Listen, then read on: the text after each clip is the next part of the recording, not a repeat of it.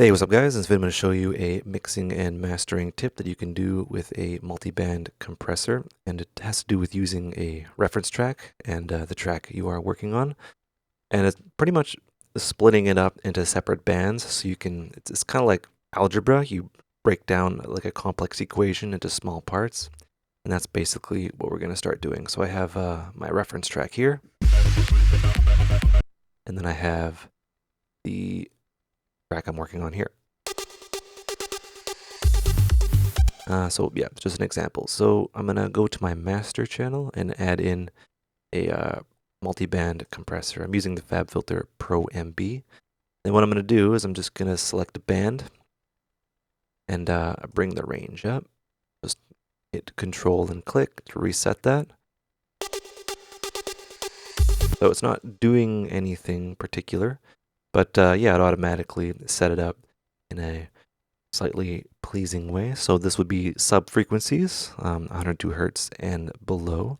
Just going to add another one, set the range back up to nothing, have this set to about 1K. It doesn't have to be perfect. I'm also going to select the slope. I'm going to mouse wheel up so it's a steeper slope. I can really kind of dial in.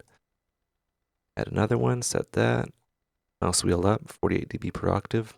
Reset the range, and then have this up here, reset the range, set it to a steep slope. So what I'm doing is I'm effectively splitting it up into 4 bands, and I can solo each one.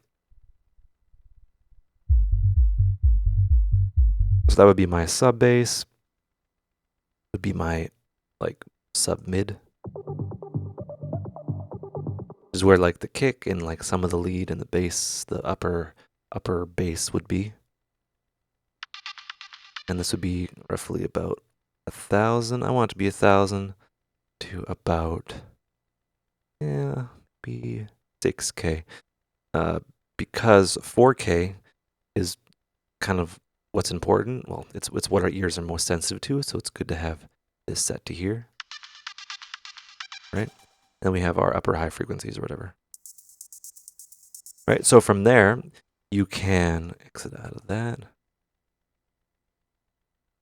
What I'm doing is I'm copying the FabFilter Pro MB, and I'm just going to drag it onto here, onto our reference track. Now, I don't want the reference track to be going into the master.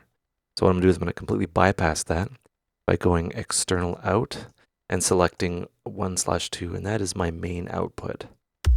So it's effectively bypassing the master. Oh, and I should unwarp that so I can use artifacts. So effectively, I can have these kind of together, and I can be like, okay, so what's going on here? Okay, so that's my low kind of bass thing going on. So I'll just have that kind of muted, and I'll go to my low here and hit play where the bass drops. I'm trying to keep this all on one screen.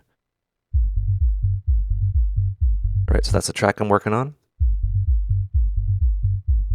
and this is my reference track.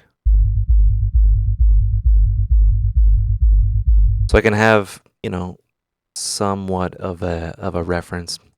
Let's do something a bit more obvious here. I'll set that to that.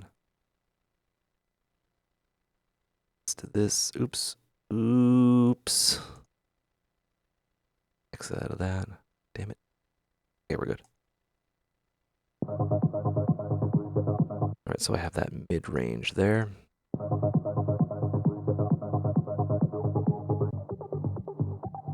So now I know to kind of make this a bit louder. So yeah, it's kind of breaking it down into separate parts, and you can do all sorts of fun stuff like that. Anyway, I hope you learned stuff. Take care and have a good one.